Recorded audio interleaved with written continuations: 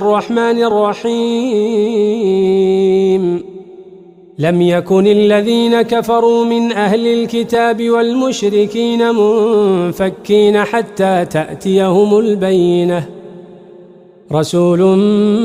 من الله يتلو صحفا مطهرة فيها كتب قيمة وما تفرق الذين أوتوا الكتاب إلا من بعد ما جاءتهم البينة وما أمروا إلا ليعبدوا الله مخلصين له الدين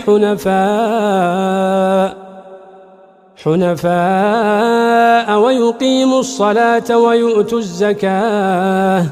وذلك دين القيمة إن الذين كفروا من أهل الكتاب والمشركين في نار